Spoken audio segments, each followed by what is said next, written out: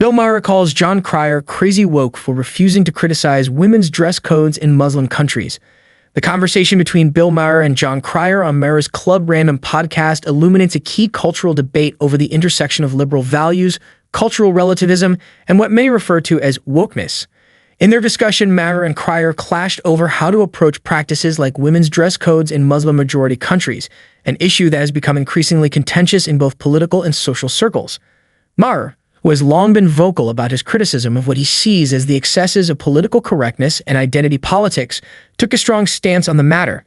He argued that liberal values, especially fundamental rights like the freedom of women to dress as they choose, should be universally upheld, regardless of cultural context.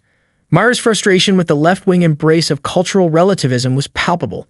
He believes that liberalism in its current form has become so overly tolerant that it tolerates practices that actually infringe upon basic human freedoms, such as a woman's autonomy or her body and clothing. In this particular exchange, Maher accused Cryer of being crazy woke for refusing to judge women's dress codes in certain parts of the world where Islamic law or cultural norms demand modesty and restrict women's freedom to choose their clothing. To Maher, the willingness to accept such restrictions in the name of cultural diversity represents a moral blind spot. He argued that if liberals cannot support basic freedoms like personal autonomy and gender equality universally, they risk undermining the very values that define liberalism itself.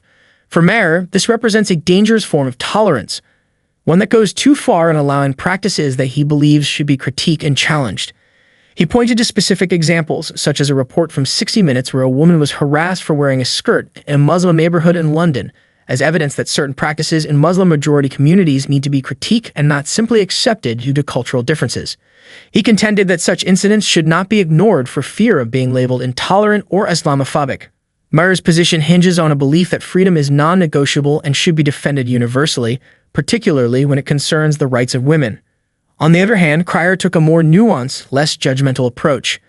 While he agreed that women should be able to wear what they want, he emphasized that he did not feel it was his place to pass judgment on the cultures of other countries, especially those that are very different from American society. Cryer's reluctance to criticize these practices reflected a deeper commitment to cultural relativism, the idea that we should respect cultural differences and avoid imposing our own values on societies that operate under different norms. His perspective was rooted in the belief that, as an outsider, he didn't have the right to criticize cultures and practices that, while they may conflict with his own values, are deeply ingrained in the social fabric of those countries. He pointed out that many of these practices are not simply backward or oppressive. They are part of long-standing traditions and religious beliefs that define those societies. For Maher, however, Cryer's position was emblematic of the excesses of wokeness, a term Maher uses to describe what he sees as the left's overzealous embrace of cultural and political correctness. He argued that liberals have become so concerned with being seen as tolerant and respectful that they've lost sight of core principles like gender equality and individual freedom. This, according to Maher, is where wokeness has gone too far. It's not just about being tolerant. It's about defending universal values that transcend cultural boundaries. Maher's frustration with this new brand of liberalism also surfaced in their broader discussion about political issues, particularly how wokeness has negatively affected the Democratic Party's standing with voters. Maher suggested that excessive political correctness had alienated many potential voters, contributing to the rise of populist movements and figures like Donald Trump. Cryer, who holds more liberal views and has been outspoken in his criticism of Trump, countered by arguing that the real issues facing voters were economic, particularly inflation, and the growing vilification of marginalized groups such as trans people and people of color.